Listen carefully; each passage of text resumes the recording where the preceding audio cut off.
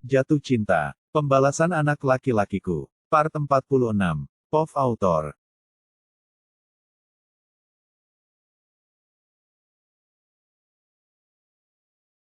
Apa maksud kamu, Rahman? Kamu mau mengancamku? Tanya Handoko pada Rahman saat mereka sudah di dalam ruangan Handoko. Rahman tersenyum tipis, kemudian duduk dengan santai di sofa. Dia bahkan menaikkan kedua kakinya di atas meja. Semakin membuat Handoko geram, namun dia tidak mau bertindak gegabah lagi. Itu sama saja dengan bunuh diri. Permintaanku tidak muluk-muluk, Handoko. Aku hanya ingin kembali bekerja di sini. Dan juga ingin naik jabatan, jawab Rahman santai. Dia merebahkan badannya pada sandaran sofa, memejamkan matanya sebentar. Kemudian kembali melihat ke arah Handoko sambil tersenyum mengejek. Kamu benar-benar licik, Rahman. Seharusnya aku sadar dari dulu.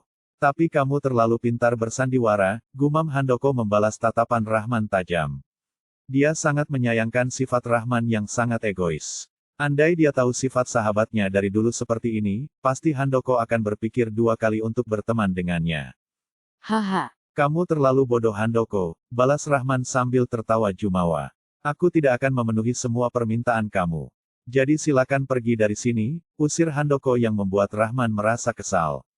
Namun dengan cepat dia tertawa, seakan dia tidak akan terkecoh dengan kata-kata Handoko barusan. Dia merubah posisi duduknya, menegakkan punggung dan melihat ke arah Handoko.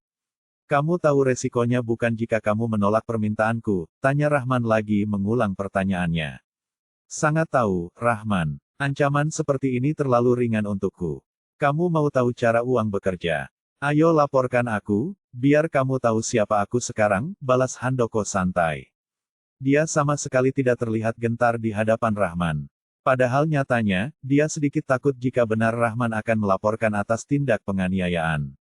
Itu akan menghancurkan bisnisnya. Tidak baik untuk perusahaannya.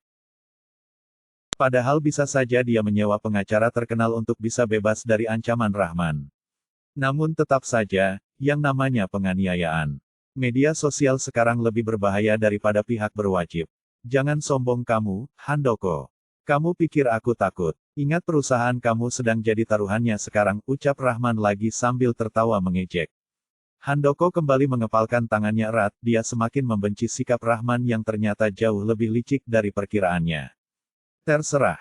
Yang jelas aku tidak akan membiarkan kamu untuk masuk ke perusahaanku. Apa kamu pikir perusahaanku tidak dalam taruhan kalau ada karyawan seperti kamu? Singgung Handoko berusaha tetap tenang. Dia berpikir jika menolak permintaan Rahman mungkin resikonya dia akan tersandung kasus penganiayaan. Dan kemungkinan besarnya beberapa investor akan menarik saham dari perusahaan Handoko. Namun jika dia menerima tawaran Rahman untuk menjadikan dia manajer atau jabatan penting lainnya, itu sama saja bunuh diri, perusahaan tidak akan baik-baik saja jika ada orang licik di dalamnya. Ya sudah jika itu pilihanmu. Aku yakin kamu akan menyesal setelah memilih untuk tidak menerima tawaranku saat ini. Karena setelah dari sini, aku langsung akan ke kantor polisi. Agar kamu segera ditangkap, ancam Rahman lagi sambil tersenyum sinis. Handoko tahu jika ini bukan sekedar ancaman, Rahman pasti berkata sungguh-sungguh barusan. Namun dia tetap berusaha untuk tenang dan tidak gugup. Dia memiliki pengacara keluarga, dan itu akan membuatnya tetap tenang. Kamu tahu, Rahman kenapa seseorang bisa dengan sangat berani mengancam orang lain? Tanya Handoko mengalihkan pembicaraan. Tidak menjawab, Rahman memilih diam mendengar lanjutan ucapan Handoko. Itu karena orang itulah yang sebenarnya berada di dalam keadaan terjepit. Persis seperti kamu. Lihatlah, kamu bagai orang yang sudah meludah. Tapi malah menjilat ludahmu sendiri, ucap Handoko sambil sedikit tersenyum. Rahman yang mendengar itu menjadi kesal. Karena memang apa yang dikatakan oleh Handoko barusan benar adanya. Diam kamu, Handoko. Apa yang aku lakukan sekarang pada mereka sama sekali bukan urusan kamu. Sampai kapanpun kamu itu akan tetap menjadi orang asing di mata mereka, sungut Rahman kesal. Handoko membalasnya dengan tertawa, cukup membuat Rahman menjadi semakin menggila. Orang asing yang baik hati. Bahkan aku yakin mereka 1000 kali akan memilihku dibandingkan kamu. Dan soal Ali, dia anakku sekarang. Jadi stop menyebutnya anak, dia juga sepertinya tidak sudi mempunyai ayah seperti kamu, sambung Handoko memancing amarah Rahman. Dia sengaja berkata seperti barusan. Handoko ingin memancing kemarahan Rahman agar dia kalap dan memukul balik Handoko. Dengan begitu mereka impas. Namun sepertinya Rahman masih bisa mengontrol diri saat ini. Jika tidak ada keperluan lagi, kamu bisa keluar dari sini. Silahkan, usir Handoko secara lembut. Saat ini dia banyak sekali pekerjaan, jadi tidak akan sempat untuk meladeni permainan licik Rahman. Baik, aku pergi, tapi ingat. Sebentar lagi kita akan bertemu di kantor polisi. Aku akan membawa surat visum ini dan melaporkan semua kejadian ini pada pihak berwajib, jawab Rahman seraya bangkit dari duduknya. Dengan sombongnya dia berjalan melewati Handoko yang menatapnya kesal. Jangankan menerima tawaran darinya, Handoko bahkan tidak sekalipun berucap kata maaf atau kata permohonan lainnya. Pantang bagi Handoko mengucapkan kata maaf jika dia tidak bersalah. Apalagi selama ini dia tahu jika Rahmanlah penyebab terjadinya kekacauan dalam hidupnya dan Aini. Kamu akan menyesal Handoko. Karena tidak mau menerima tawaran dariku, ancam Rahman lagi ketika melewati Handoko. Ada kilat kemarahan yang terpencar dari mata keduanya. Kamu mau pesan apa? Biar aku pesanin, tanya Ali pada Alea saat mereka sedang duduk di kafe. Malam ini Ali berjanji menjemput Alea, mereka akan makan malam berdua karena akan merayakan Alea yang lulus seminar di kampus. Aku mau pesan nasi aja deh, Al.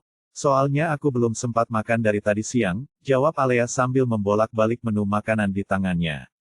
Kebiasaan kamu tuh nggak makan, sakit lambung itu nggak enak tahu, jawab Ali sedikit kesal karena Alea sering sekali menahan lapar. Ali hanya khawatir jika Alea sampai terkena asam lambung seperti Rahman. Dia sudah terbiasa melihat Rahman menangis kesakitan ketika asam lambungnya naik. Dulu Rahman sampai muntah dan mual sepanjang hari. Sakit kepala yang tidak tertahan sampai membuat Rahman menangis. Iya, tadi soalnya teman kampusku ngajak makan es krim di kafe yang baru dibuka, jawab Alea lagi sambil nyengir. Lain kali jangan gitu lagi ya. Oh ya, BTW aku punya hadiah buat kamu, ucap Ali yang membuat mata Alea berbinar.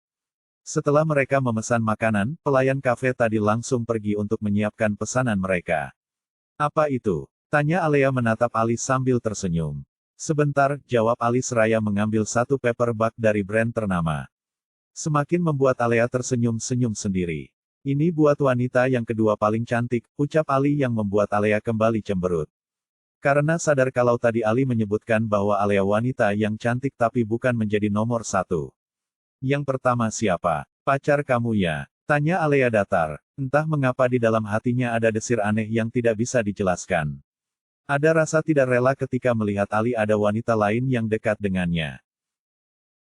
Alea tunggu, teriak Yuda memanggil Alea yang sedang berjalan di lorong kampus. Dia berniat akan pergi ke kantin untuk makan siang. Semenjak Ali mengingatkan agar dia makan dengan teraturnya, dia menjadi sangat menjaga pola makannya. Alea menghentikan langkahnya, melihat ke arah belakang dan menemukan Yuda yang berlari kecil ke arahnya.